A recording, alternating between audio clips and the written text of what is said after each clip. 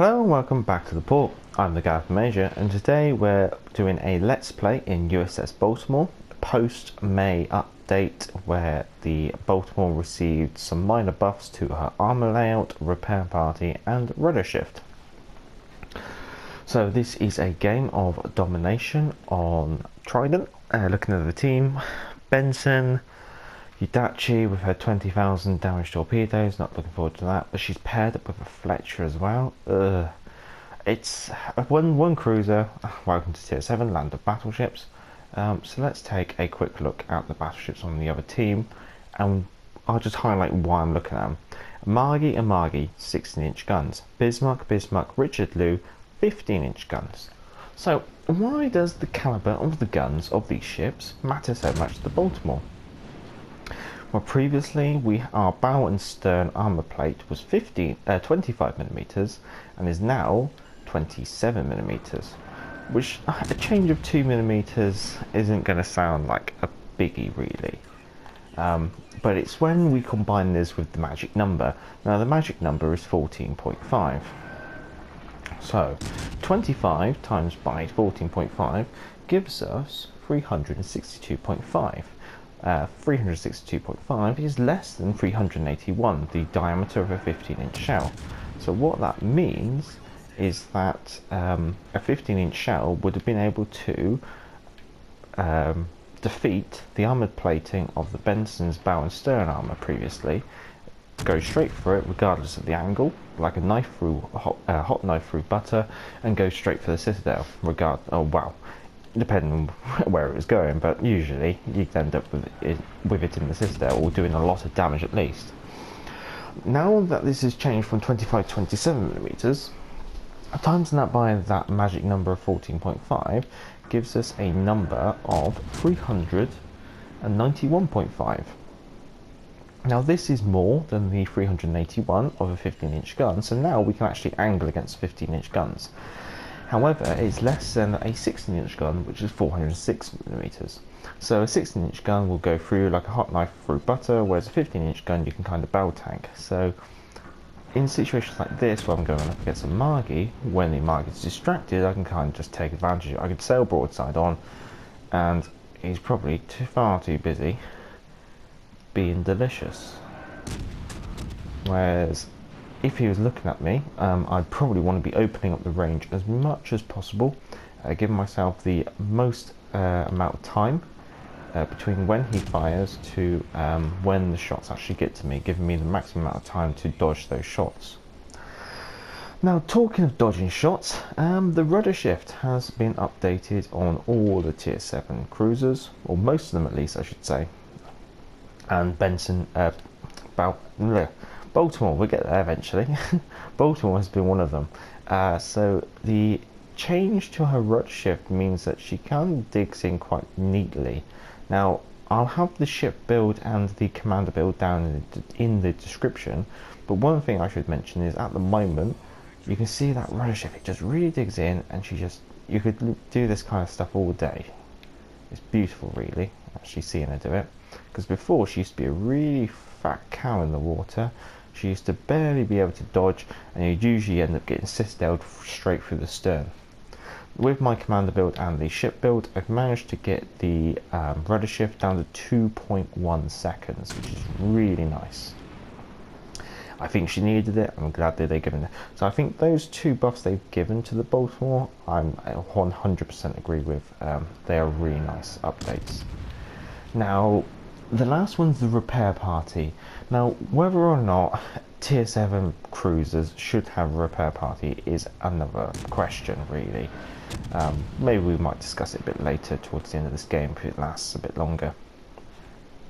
But the repair party now heals 254 health per second for 28 seconds, healing a total of 7,112 HP. It also has a 60-second reload. That's one of the things they've changed. Now, as you can see, I've got 3 repair parties. Most of them come with 2. So with my Baltimore, I think normally you'll be able to heal, say, 14,000 health back. I've managed to get this to heal about 21,000 health back, which means I can probably get about half my health back. But you should always remember that a repair party won't heal citadel damage, or if it does, it's only going to be about 5%. So if you get caught out broadsided by a battleship or something, your repair party's going to count for nothing, because most of that damage is going to be citadel damage. I'm still spotted, or was still spotted, until recently. I suspect he's gone for that island there. If I switch it over... Oh no, there you are. Hello! Go on, set a smoke screen. Be really good for you. Go on, we'll use a radar then. You know where you live. Get the sonar on, because the Fletcher does have quite decent range torpedoes. They can actually stealth torpedo. The nice one about the Baltimore, there I go again. The nice one about the Baltimore is that with her guns she can hit quite hard. Actually, there we go. On the... Oh. For a second there, I had the located symbol on my screen, which is a new thing that we've started to notice. Because before with, say, the... actually, I can probably... I'll start turning away. I'll do a kitey breakaway engagement, but I'll capture the objective first before I get carried away. So yeah, they've started to introduce that located symbol. That's basically when you're being tracked by RDF. Some things that are equipped with RDF, it basically says it will tell you the direction of the nearest ship, but that ship will then also be told that they're being tracked. So that's what that new located. If you just rewind back to when I was engaged with the Fletcher, you'll see it. I only spotted it in the heat of the moment there. Sorry about that. Yeah, so the Baltimore, she's quite a nice ship. She was one of the very first tech tree ships to actually come with radar. I mean, I'll quickly go over the radar stats. It's got a range of 9 kilometers and it lasts for 30 seconds, which is quite nice. The problem is, like, the Baltimore's reload speed's quite slow, so what you find is you're only really able to get like 1 or 2 volleys out. Thankfully, your volleys are very accurate. So it means if you're very good with your shots, oh god, there he goes. Wow. If you're very good with your guns, you can kind of pack a bit of a wallop against an enemy destroyer. So repair parties on tier 7 cruisers, should they have them? And here's my own question: how much of a disadvantage do you put tier 6 cruisers at? Because tier 6s and tier 7s can still end up in the same game, and so you're given a tier 7 should be better than a tier 6. I'm not trying to like deny that, but it seems like by giving the tier 7's repair parties to try and compensate for the battleships at tier 7 and the legendary battleships now coming to the game, I still don't.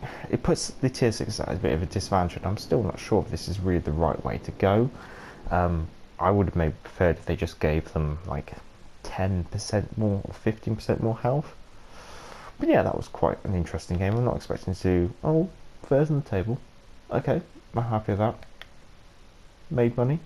Most of that's due to obviously the premium, but also I do have a 20% credit booster on there, which does help, especially at tier 7, just because the ship cost of going into a game, 165,000. So bear that in mind if you play tier 7. You have to. Premium helps, credit boosters help, and winning helps. It sounds a bit silly, really. But yeah, made a pretty penny there at the end of the day. Surprised my position on the team because my damage is quite low, only 52,000.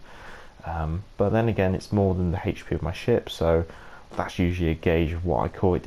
If you can do what your ship's HP is, then you've done your bit almost. If you do more than that, then that's good. But obviously, yeah, we could talk about repair parties all day.